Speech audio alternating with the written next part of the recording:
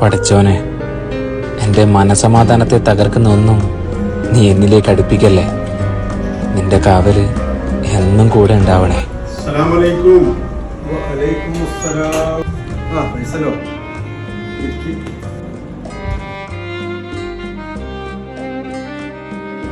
എന്തു പറ്റിക്ക?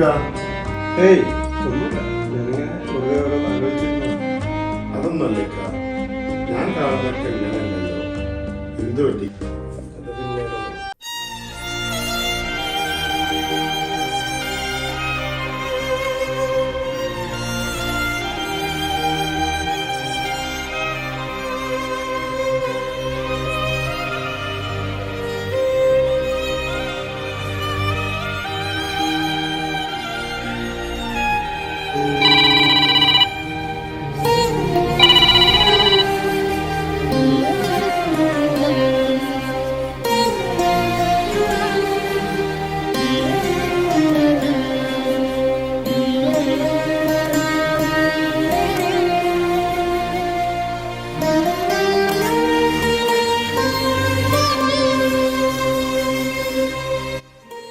കുഞ്ഞുമാൻ വിളിച്ചിരുന്നല്ലോ, എന്താണ് ഈ സമയത്ത്?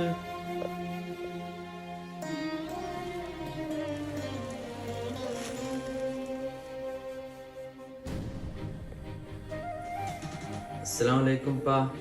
വഅലൈക്കും അസ്സലാം വറഹ്മത്തുള്ളാഹി വബറകാതുഹു. എന്തൊക്കെ വിശേഷം? എന്തപ്പാ ഈ നേരത്തൊരു വിളി നിനക്ക്? പിന്നെ ഉപ്പാക്ക് ബുദ്ധിമുട്ടാവും അറിയാം. എന്നാലും ഐഫോൺ വാങ്ങാനുള്ളൊരു പൈസ എനിക്ക് അയച്ചു തരാൻ പറ്റുമോ? ചെങ്ങായിമാരുടെ അടുത്തൊക്കെ ഇപ്പോൾ ഐഫോണാണ്. ഇൻഷാ അല്ലാഹ് ഉപ്പ മക്കൾക്ക് പൈസ അയച്ചു തരാം കേട്ടോ. ആയിക്കോട്ടെ ആയിക്കോട്ടെ. ഓ ഓക്കെ. ഉമ്മച്ചി എവിടെ? ഉമ്മ ഇവിടെ ഉണ്ട്. ഉമ്മച്ചിക്ക് കൊടുക്ക്. വഅലൈക്കും അസ്സലാം. അതിനിപ്പോ ഇജ്ജ് ഓനെ വഴക്ക് പറയുന്നു വേണ്ട. ഓന്റെ ചങ്ങായിമാരെ കൂടെ നിൽക്കുമ്പോ ഓനിക്ക് ഉണ്ടാവില്ലേ ഒരു പുതിയൊക്കെ. ആയിക്കോട്ടെ, ആദ്യം ഇജ്ജ് നോക്കണ്ടാന്ന്. പിന്നെന്ത് വർത്താനോ? എന്നാ ആയിക്കോട്ടെ, നാളെ വിളിക്കാട്ടോ. അസ്സലാമു അലൈക്കും. കുഞ്ഞിമാൻ്റെ ആഗ്രഹപ്രകാരം ഐഫോൺ വാങ്ങാനുള്ള കാശ് അയച്ച്. പിന്നെ അധിക കാലം എൻ്റെ അനിയനുണ്ടായില്ല, നാഥനിലേക്ക് യാത്രയായി.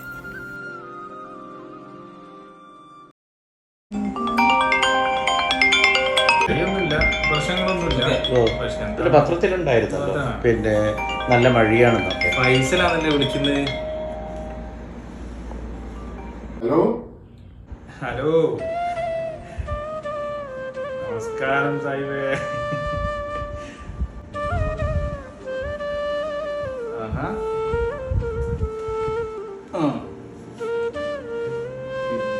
ഓ, ഓനൊക്കെ സുഖമായിരിക്കുന്നേ.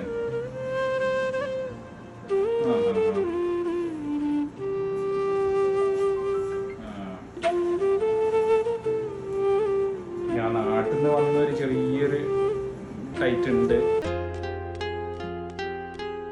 പിന്നെ 2 ദിവസത്തിൻ്റെ ഒക്കെ ആണെങ്കിൽ അത് നമുക്കൊന്ന് അഡ്ജസ്റ്റ് ചെയ്യാം. എൻ്റെ ഒരു കാര്യമല്ലേ.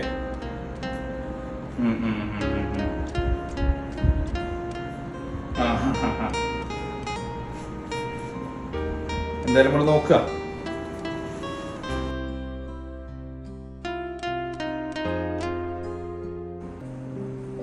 അത് നമ്മുടെ പൈസലേ.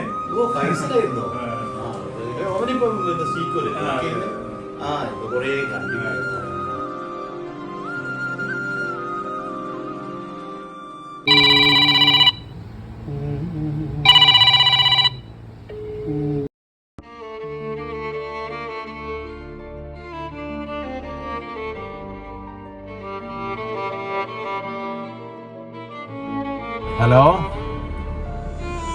എന്താടാ റജി? കൊറേ ആയാലും എൻ്റെ ഒരു വിവരമില്ലാതെ. ഇവിടെ ഉണ്ടല്ലോ, മാമനുണ്ട്. നമ്മളവിടെ പോകണടാ.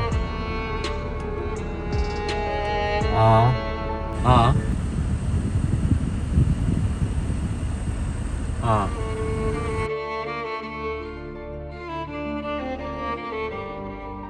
അതിനെന്താടാ എടാ പൈസ എന്ന് പറഞ്ഞ എന്താ അങ്ങനെ തന്നെയല്ലേ ഒന്ന് തിരിക്കാനും മറിക്കാനുള്ള തന്നെയല്ലേ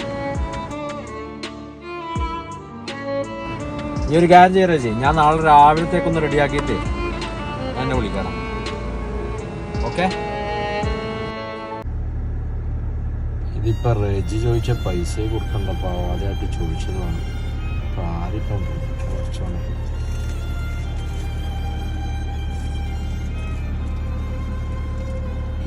ഒരു പൈസ രണ്ടെണ്ണം വിളിച്ചോട്ടെ